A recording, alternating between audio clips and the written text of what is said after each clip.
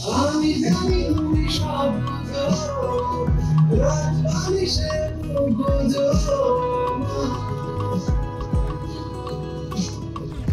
তুমি বলবে যাস না আমি বলি দেখো চুপটি করে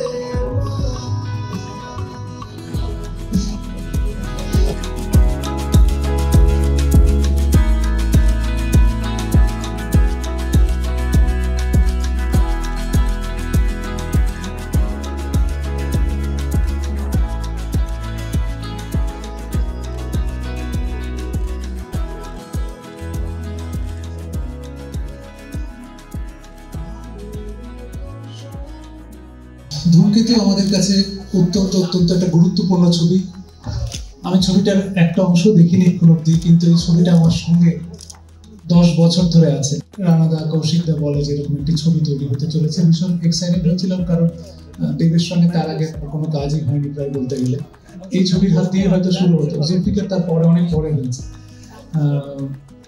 এবং কাজ যখন হচ্ছে একের পর এক গান তৈরি হচ্ছে, একটা ভালো লাগা জন্মেছিল। কিন্তু তারপর অদ্ভুত কপাল যে সব কাজ বন্ধ হয়ে যায়, এবং গানে গানে পরের যে গানটা বেরোবে মা, এগুলো সব আটকে পড়েছিল। আমি যে স্টুডিওটাতে কাজ করতাম লেক গার্ডেন্সে, সেই স্টুডিওটাই বন্ধ হয়ে গেছে, এবং এই গানগুলো হারিয়ে যাওয়ার পর্যায়ে চলে গেছিল, কিন্তু তাও রাখা থাকে মনের হার্ড ডিস্কে কোথাও না কোথাও। জীবনের প্রত্যেক কটা জিনিসের সাথে সোশ্যাল মিডিয়াতে এবং রাস্তাঘাটে, শুধু ভারতবর্ষে নয় পৃথিবীর বিভিন্ন প্রান্তে যেখানে যখন আমরা গেছি, ধূমকেতু নিয়ে প্রশ্ন কিন্তু কোনোদিন থামেনি। What is the magic? কেউ ছবি তো দেখেনি, কেউ একটা দুটো ছবি দেখেছে, অসম্ভব ভালো কিছু মেকআপের অংশ দেখেছে। There is something in it, সেটা আমরাও হয়তো জানি না, কিন্তু মানুষকে আকর্ষণ করেছে, যে কারণে বাঁ দিক থেকে ডান দিক এতগুলো মানুষ আজকে আপনারা এসেছেন। শুধুমাত্র আমন্ত্রণে নয়, এটা আপনাদেরও আবেগ, কারণ এই 9 বছর ধরে আপনারা একটা ছবির সাথে জড়িয়ে পড়েছেন, যেটা অন্য ছবিতে এতটা অবকাশ পান না, এতগুলো বছর পান না। 2 মাসের মধ্যে ছবি রিলিজ হয়ে চলে যায়, তারপর সেই ছবি থেকে আরেকটা ছবিতে চলে যান। ধূমকেতু আপনাদের 9 বছর ধরে আষ্টে পৃষ্ঠে ধরে রেখে দিয়েছে। কাজে এই ছবিটা ইকুয়ালি আপনাদের সামনে যারা যারা এখানে রয়েছেন, প্রেসের এবং অন্যান্য যারা রয়েছেন মিডিয়ার, তারা প্রত্যেকের ছবি হয়ে দাঁড়িয়েছে। এটা আর আমাদের এই কজনের কলাকুশলীদের বা অভিনেতা অভিনেত্রীদের নয়, ছবিটা একটা খুব ভালো একটা সময় আমাদের কাছে। আমরা যখন দেখছি যে দর্শক বাংলা ছবি পর পর দেখছেন এবং দেখতেই থাকছেন বিগত বেশ কিছু মাস ধরে, কাজে আমরা আজকে আশা করি এই ছবি যখন আপনাদের কাছে আসবে, যেন যথেষ্টভাবে আপনাদের কাছে পৌঁছতে পারি আমরা। আপনাদের আগ্রহ এবং আমাদের বাংলায় অ্যাভেলেবল থিয়েটারের সংখ্যা সম্ভবত কম, কাজে সেই সবাই যেন দেখার সুযোগ পায়, প্রতিটি প্রান্তে যেন দেখার সুযোগ পায়, সেই চেষ্টা নিশ্চয়ই আমাদের প্রযোজকরা করবেন। আমার কাছে পরিচালক হিসেবে এমন একটি সন্তান, যাকে 9 বছর ধরে লড়াই করে আজকে আমরা আপনাদের কাছে পৌঁছে দিতে পেরেছি, এর থেকে আনন্দের কিছু নেই। এই ছবি কৌশিক গাঙ্গুলির ছবি নয়, যদিও লেখা হচ্ছে, এই ছবি আমাদের প্রত্যেকের ছবি এবং ঘটনাচক্রে। এটা কোনো আপনাদের ফেভারের জন্য বলা হচ্ছে না, প্রেস মিডিয়া প্রত্যেকটি মানুষ অনুরাগী যারা দেব শুভশ্রীর ভক্ত, তারা প্রত্যেকে তাদের ছবি, এবং তারা ছবিটা প্রসেস করুন, আপনারা নিজেদের ছবি মনে করে ছবিটাকে দেখুন এবং ছবিটার সাথে চলতে থাকুন, এটাই আমার কামনা। কখনো বলছে, কখনো ভালোবাসছে, কখনো চিৎকার করছে, এই ওল্ড ম্যানটা থাকা হয়ে যাচ্ছে। দুটো বৃদ্ধ মানুষ দুটো কথা বলছেন, সেখানে একটু ব্যালেন্সিং, ওই বয়সটাকে তো আমাকে মেলাতে হবে। It was not easy job. Dulanda to open door is not easy, but I think it made me so comfortable. And thank you, Dulanda. Thank you so much. Thank you. Dulanda ke niye ki boli? এই গানটা সত্যি ওনার জন্য, মানে she's like that, মানে পুরো ছবি জুড়ে সহজ সরল মা বলে যেটা বোঝানো যায়, এবং এই চরিত্রটা আমাদের সহজ নয়, কিন্তু মানে আমি যে চরিত্রটা প্লে করেছি এগুলো সাধারণভাবে আসে না, প্রত্যেকে কেউ লিখতে পারে না চরিত্র, এটা ওয়ান্স টাইম লিখতে পারে। আমার মনে হয় রুদ্র এরপরে এই জীবনে এইরকম ধরনের চরিত্র পাবো না, আমিও পাবো না, এবং ধূমকেতুর মতন চরিত্র আমার মনে হয় না কেউ আমার লিখতে সম্ভব কিনা আমি ডাউট করি। আমার 48টা ছবি হয়ে গেছে, তার সাথে আমি এত বড় কথা দায়িত্ব নিয়ে বলছি। Olivia, thank you so much. আর আমার তো অনুভব আছে। আমি সত্যি অনুভবকে একদিন ফোন করেছিলাম 4 বছর আগে ফোন করেছিলাম কোনো একটা ছবির জন্য। রানাসোনা ছবি দৃশ্যটা ভালো গান করে আছে, শুধু শুধু নষ্ট হচ্ছে। ওই মা গানটা আমাকে দাও, আমি অন্য কোনো ছবিতে ইউজ করবো। এইটা কি করে রানাসোনা কি কথা বলবো বলতো, এসে পুরো অ্যাকাউন্ট খুলবে 2014 থেকে, গানগুলো নষ্ট হচ্ছে। মা গানটা আমি সত্যি প্রেম করেছিলাম। দুটো গান আমাদের শুটিং এর সময় হাতে ছিল, একটা তো গানে গানে যেটা আমরা শুরু করেছিলাম, এবং মা গানটা একটা সময় ছিল আমি পাগলের মতন শুনতাম। মানে কিছু কিছু গান কোনো কারণ নেই কেন শুনছো, মা গানটা আমার সেরকম একটা সময় একটা গান, এই গানটা ছিল যেটা আমি লুপে শুনি, এখনো লুপে শুনি। তো থ্যাংক ইউ অনুপম। আমার মনে হয় কি অল্প সময় আমার প্রথম কাজ সেই সময়টা, দারুণ দারুণ দারুণ কম্পোজিশন, সব করা গান। এর পরের গানটা যেটা রিলিজ হবে সেটা পুরো লন্ডন জুড়ে শুনেছি। এইটা আমি বলে উচিত যে আমি লন্ডনে কম করে 1000 বার গানটা শুনেছি, এতটাই ভালো। পরের গানটা আরো ভালো, এই গানটা তো দারুণ গান। তো আমার মনে হয় যে এটাই একটা শিল্পীর কাজ হওয়া উচিত, যে প্রত্যেকটা গান আরেকটা গানকে ছাপিয়ে যাচ্ছে, সেটাই একটা ভালো কাজের কি বলবো চিহ্ন। চলে গেল এরকমটা কিরকম সেইটা বোঝাতে যে গ্যাপটা হয়, সেটা খুব কম ডিরেক্টর সেটা করতে পেরেছে।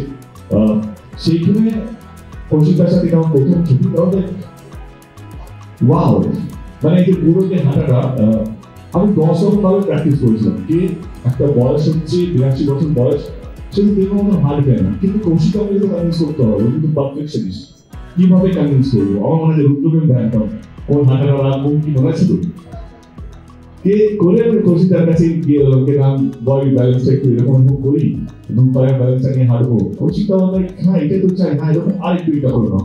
ইট ওয়াজ নট ইজি। চরিত্রগুলো অনেক শেডস আছে। আজকে আমিও দেখে অনেকবার দেখে নিয়েছি, কিন্তু একটু বড় স্ক্রিনে দেখছিল, অনেকে আমি মনিটরে দেখি বা টিভিতে দেখেছি, বা কোনো অ্যাপ্রুভালের জন্য গানটা লক করার জন্য মোবাইলে দেখতে হবে, টিভিটা বড় পর্দা দেখে। তো অনেকগুলো নষ্ট হয়ে গেছে। থ্যাংক ইউ কৌশিকা ফর ধূমকেতু, থ্যাংক ইউ রাজা। যতই ঝামেলা হোক না কেন, রাজা কিন্তু এমনি ব্যক্তিগতভাবে ভালো মানুষ, কিন্তু রাজা একটা গুণ আছে, একটু চাইলে ঘুরিয়ে কাজটা করবে সবটাই, কিন্তু রাত্রেবেলায় একটু হালকা টেনশন দিয়ে রাখবে, না এটা না ওইটা না, ঠিক ওইটাই করবে। এটাই আমার মনে হয় রাজাটাকে আমরা এরকম ভাবে, রাজাটাকে আমরা এরকম ভাবে অ্যাকসেপ্ট করে নিয়েছি আমাদের জীবনে, তাই তো কৌশিক না? রানা এরকম করবে যে একটা গান এখানে খুব দরকার আছে, গানটা এইভাবে হচ্ছে, এই করবে, তুমি ব্যবহার করবে না করবে তোমার ব্যাপার, আমি করে দিয়েছি। একটা খুব গুরুত্বপূর্ণ প্রযোজক এবং খুব দায়িত্ব নিয়ে যে যাত্রাটা আমি বলবো পূর্ণমাস এবং ধূমকেতু দিয়ে শুরু করেছিল। এই ভেবে এই যে বিরাট ট্রান্সফরমেশনের জার্নি, সেই জার্নি কিন্তু পূর্ণমাস আর ধূমকেতু দিয়ে শুরু হয়েছিল। আজকে এই ইন্ডাস্ট্রিতে এই মাল্টিপ্লেক্সের এক অপরিহার্য অংশ, আজকে সব রকম সিনেমায় অপরিহার্য অংশ নিজেকে নিজের পরিশ্রম দিয়ে গড়ে তুলেছে, এবং এর জন্য আমি খুব গর্বিত যে একটা মানুষ জানে কখন একটা জায়গা থেকে সময় উপযোগী হয়ে ওঠা যায়।